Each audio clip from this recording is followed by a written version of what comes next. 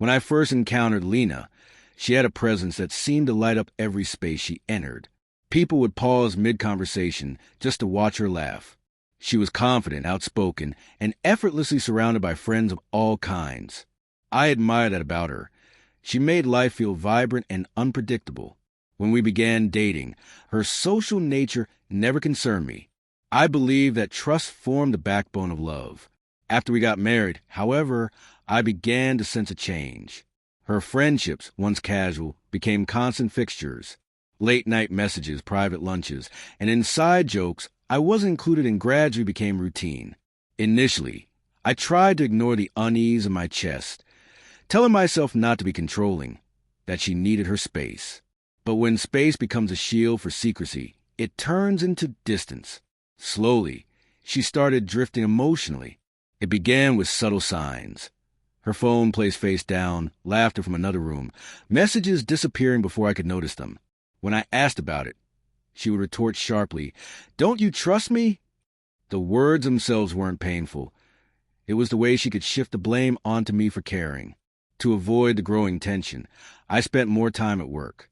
She seemed lighter, unburdened, and I realized that some people aren't seeking freedom from control. They're seeking freedom from responsibility. Then came the night that marked a turning point. She returned home past midnight, faintly smelling of another man's cologne.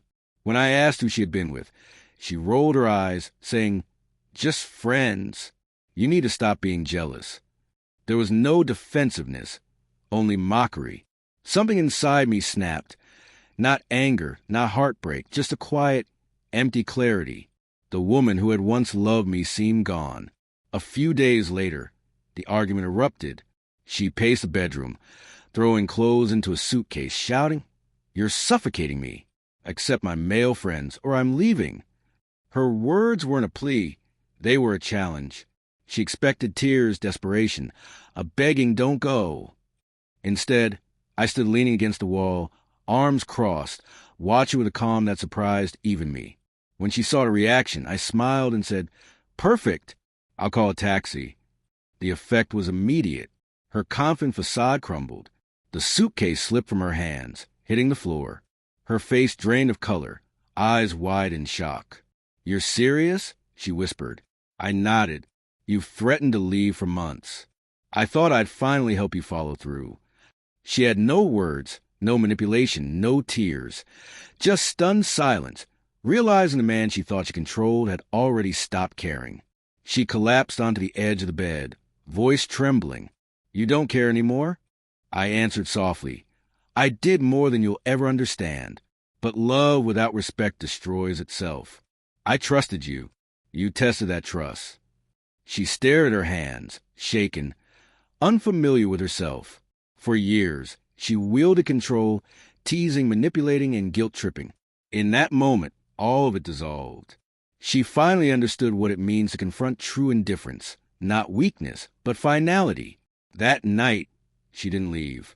She stayed in the guest room, quietly crying. I didn't comfort her. For years, I've been the one to mend every crack.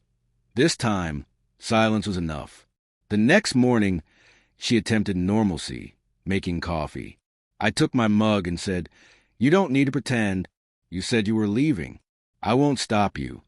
She broke down, whispering, "I didn't mean it." I looked at her steadily. "You meant every word. You just didn't expect me to believe you." Weeks passed. She tried to repair the relationship with gestures and affection, but once respect is lost, even sincerity feels hollow. One evening, she asked if we could start over. I told her, "You can't rewrite a story after burning its first chapter." That night, she didn't argue. She cried. Eventually, she left, quietly, without fanfare, leaving her key behind. Some goodbyes require no words, only peace. In the months that followed, I rebuilt my life piece by piece. My home felt lighter, quieter, free of the tension that had defined it for years. I later learned she attempted to reconnect with those friends, only to be rebuffed. Her influence relied on the presence of someone to tolerate it. One evening, she called. Her voice was small and fragile. "Do you hate me?" she asked. I smiled faintly. "No, I just finally loved myself more. I ended the call, and this time the closure was complete, peaceful, permanent, and without regret.